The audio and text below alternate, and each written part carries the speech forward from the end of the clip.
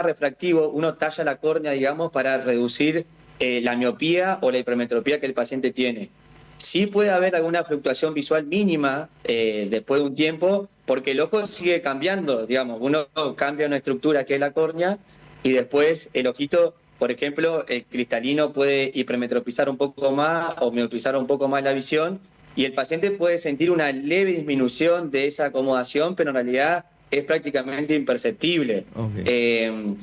Por ejemplo, uno opera a un paciente de miopía a los 30 años y a los 40 o 45 años uno desarrolla la presbicia, que es otra alteración visual que uno le dificulta para ver de cerca, y esos son cambios que se van produciendo con la presbicia, que es una cuestión acomodativa, o cataratas, o algún otro cambio en el ojito que hace que la visión no sea la misma que antes. Okay. Pero en lo que es la cuestión del láser, la visión se suele mantener por un largo tiempo, y las cuestiones de la edad que uno empieza a afrontar puede cambiar el resultado que fue en un comienzo, digamos. Claro, ¿Se entiende? se entiende. Sí, son cuestiones o patologías relacionadas más con el paso del tiempo que con la cirugía en sí misma. Claro, exactamente. Exactamente. ¿Qué pasa si el paciente, esta es una pregunta bastante común, si el paciente mueve el ojo durante la operación láser, ¿se interrumpe? ¿Puede ser riesgoso? Mirá, durante la cirugía de láser, que es un procedimiento muy corto de minutos, dos minutos, el sistema de láser tiene algo que se llama eye tracking, que es un sistema que ve cuando el ojo se desplaza en un movimiento, el aparato, el excimer láser, deja de hacer la intervención hasta que el ojo vuelva a acomodarse en la posición donde es efectivo el láser. Nunca hubo una intervención porque estos aparatos son totalmente automatizados y de alta tecnología, que el láser intervenga en un proceso que no corresponde, digamos. Y es milimétrico. Si el ojo se mueve medio milímetro, el aparato capta ese movimiento y deja de hacerlo, y es algo totalmente seguro. Por eso es un sistema de alta complejidad y de última resolución, por así decirlo. Mucha precisión, ¿no? Mucha precisión. No suele haber ese problema porque hay un objetivo donde el ojo fija, que es una luz o un punto, que el paciente queda mirando ahí. Y la verdad que es muy poco frecuente que el paciente tenga un movimiento oscilatorio o brusco, digamos, durante la cirugía. Sí, es cierto. Y si llega a pasar eso, se interrumpe la intervención. Entiendo. El aparato mismo corta la cirugía. Otra pregunta, dice, tengo presbicia pero también hipermetropía. ¿Se puede corregir todo junto en una misma operación o no conviene? Generalmente cuando hay una, se puede hacer, digamos, pero generalmente cuando hay una presbicia, lo que se hace es a veces tal vez esperar a una opacidad cristaliniana cerca de los 50, 55 años y se puede poner una lente intraocular multifocal, que es lo que te corrige lo que es la distancia de lejos, intermedio y cerca.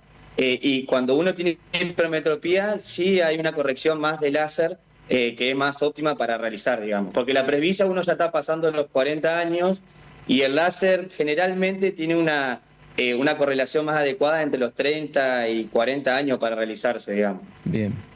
Soy diabético, ¿puedo operarme con láser o hay más riesgos? Generalmente el diabético compensado o que no tiene ninguna alteración en cuanto a lo que es el fondo de ojo grave, se puede operar tranquilamente. Hay muchos pacientes diabéticos que se operan de láser y no es algo que esté contraindicado en cuanto a lo que es la intervención. Si en pacientes diabéticos graves con alteraciones retinales graves, estoy hablando de edema macular diabético o hemorragia o sangrado o ni hablar de desprendimiento de retina, esos pacientes sí tienen contraindicación del láser porque la mejoría visual no es cierta, digamos, porque ya hay una afección severa en otra parte del ojo, por así decirlo. Entiendo. ¿Se entiende? Se entiende. Hemos hablado muchas veces sobre el tema del grosor de la córnea, como un condicionante para una cirugía láser, y acá preguntan, me dijeron que tengo córneas delgadas, ¿se puede hacer una cirugía alternativa si no califico para láser? Sí, la cirugía que se puede hacer en caso, ¿por qué lo de la córnea delgada? Porque cuando uno hace láser, talla la córnea y la córnea tiene que mantener un grosor determinado. Si uno tiene una córnea delgada, no puede hacer el láser porque se pasa ese grosor determinado que tiene que quedar después de una intervención. Entonces lo que se hace en este tipo de pacientes se llaman lentes fáquicas. son lentes que se ponen dentro del ojito sin necesidad de sacar el cristalino como uno hace en la catarata. Se pone una lente entre el iris y el cristalino que da el aumento que el paciente necesita para ver bien. Son cirugías que se hacen en pacientes o que tienen una córnea muy delgada o que tienen aumentos muy altos que la córnea no puede tallarse, digamos, porque se pasaría del grosor mínimo que necesita tener después de la intervención. Evidentemente la tecnología permite que cada vez haya menos limitaciones, ¿no?, a la hora de una cirugía ocular y cada vez mayor cantidad de respuestas positivas para los pacientes. Exacto, exacto. Sí, sí, la verdad que hay pocos pacientes que quedan fuera del rango, digamos, quirúrgico. Obviamente que hay, y en esos casos nunca se intervienen porque no se puede hacer una cirugía, digamos, que no tenga una resolución visual positiva. Claro.